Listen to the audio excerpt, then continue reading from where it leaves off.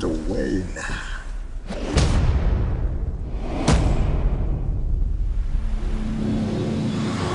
So the plot of The Dark Knight Rises follows 8 years after the events of The Dark Knight. Batman is out of commission, everyone hates him following the death of Harvey Dent that he's been blamed for, and during this time, Gotham City has encountered a new threat in the form of a muscle-bound mercenary known as Bane.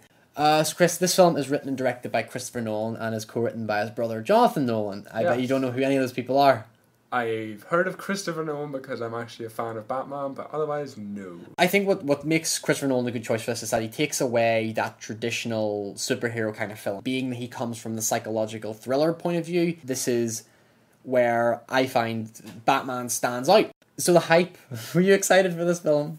I was excited for it, but I didn't want to be too excited because like all the hype was basically so huge that no movie... It was like Avatar standard hype. Yeah, look, here's the thing. I've never found The Dark Knight to be that good of a film. I don't know how people love it that much. I've just never found it to be on that high caliber of filmmaking. I've just never found it to be those great of films. The big strength to this film was its emotional depth. For that reason, you become completely absorbed in the characters and you feel sympathetic for them. So let's just start with the one and only Christian Bale, who you have a huge comment to say about him. Oh yes, he annoys the heck out of me. Why? What's wrong with him?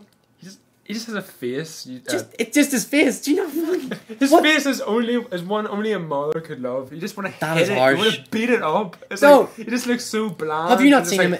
Hello, I am Batman. No. I am Bruce Wayne. Look, no. I think he's good as Bruce Wayne. I don't like Bruce Wayne's character because he just comes off as a snobby billionaire. But I don't think he's very good at Batman. I'll agree with that. Because he's so like the film's dramatic, but he is so over dramatic. I think with that role where he's like ugh. It's like he's got a sore throat. And you're just waiting for any moment just for him to take a tablet and just go, "Hi, how's it going?" I'm waiting for him to have a soothing voice. Batman would be a wee bit weird if he was a wee bit camp. It's like, "Hello there, I'm going to kick your asses today." Yeah, he could pull off an Adam West Batman or even the Joel Schumacher ones. I'm serious. Do you not think he's a good actor? Christian Bale. If I'm honest, no. I just think Batman could have been acted so much better. Do you have any actor in your mind you think would be a better? Well, honestly, no, because right now the only actor I can think of is Michael Caine for some reason. It's just Michael. I'm not. Yes. Michael, you're in for any moment in this film the way Michael Caine cries because I can't let you die. I'll die before you die, and he's like, "Great, you put on the suit and do this." I would have loved that. Just see Michael Caine go, Get out of that suit. It's my turn. And Alfred goes around the place beating up. Oh yeah, you're in that because he disappears like halfway through this film, and you never see him till the end. So you don't. And now, one of the things I thought stood out as well is Catwoman. You really like Catwoman, is played by Anne Hathaway. Yes. What do you like about her? She's really good. I actually liked the character. Is so much better than the Halle Berry thing. Where it's like a cat breathed on her and she got magic cat powers. Don't. My stitches will start to bleed if you talk about that Catwoman film. The thing is, she's really insidious, like deceptive bitch in this, and I hated her, but like I think for good cause. It's a character you just love to hate, really. Oh yeah. I take what I need from those who have more than enough. I don't stand on the shoulders of people with less. Robin, I think I do more to help someone than most of the people in this room. Tom Hardy as Bane. That's. Oh, I loved him as the Bane. People were saying, well, Batman's not in this very much. I didn't care. I just wanted to see more of Bane because his character is so intriguing. Bane's backstory is very vague. I mean, it does have there is an explanation given, but it's very limited to how much you know about him. But I would prefer not to know much about him. Yes, because antagonists are better that way because you don't know what he's capable of, and Christopher Nolan knows that the less you know about a character, the more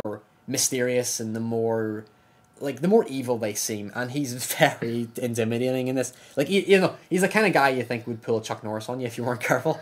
When you see a superhero, he's like, I can save the day, and you know he's going to save the day because he's superhuman. But with Batman, he gets his ass handed to him by Bane. There's a specific scene. This is like the first time he encounters Bane, isn't it? Roughly? Yeah, this is one of my favorite scenes because it's brilliant use of sound. There's no sound, no music in this scene, which that's pretty rare in movies, I think. Oh yeah, it can be used to emphasize the pain that the character's going through. It's just a scene where Batman has a desperate struggle to inflict any sort of pain on the Bane whatsoever.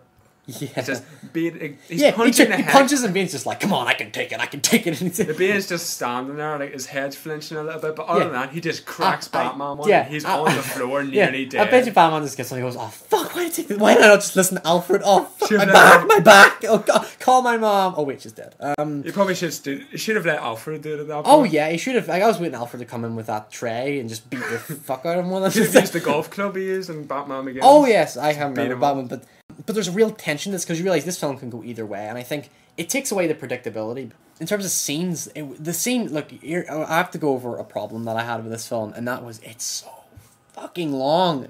How long is this film? 2 hours and 45 minutes. But I said the first hour of this film is very slow. But that's not a criticism, I find, because if you didn't see The Dark Knight, the film helps you get into it a bit, like it explains what happened before, why Batman is given up, and how everything has changed in those 8 years. I think the first scene could have been a wee bit better and sort of. Oh, it was weak. It was very weak. It's like the beginning scene is, I don't know. It's a wee bit dull. It doesn't show you the huge power. It's of like the Bane. it's like a comedian telling a joke. Their first joke needs to catch your attention in order for you to enjoy the rest of it. But I say that first hour was slow, and that affected my overall experience watching it. But I'd say it was when it got to that stadium scene. That's when shit hit the fan completely. And people got hit with it, and it wasn't nice. Another brilliant use of sound, because there's that wee child who's singing the American national anthem, and it's just a piercing. You hear him singing, it's just so piercing, and then there's just this. You see the Bane climbing up a ladder, walking towards the football court or American football court. This is what I was saying about Hitchcock. You know, like how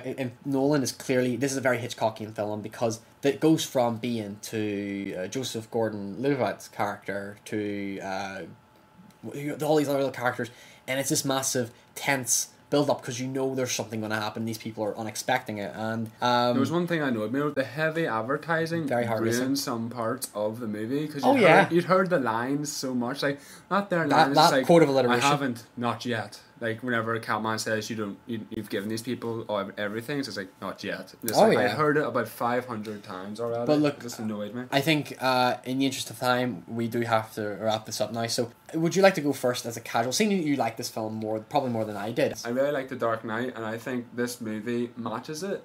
And if I'm honest, I don't know, I sort of like the Bane a wee bit more than the Joker. If you overlook a few minor issues, like, to be a bit of slow starting, I'd say it's probably a 10, because I really love this movie, so it's a perfect film. I see, like, if you don't give it a perfect film, I get scared, because people are going to go, no, you're an asshole, you didn't like this film, you didn't get engaged at all.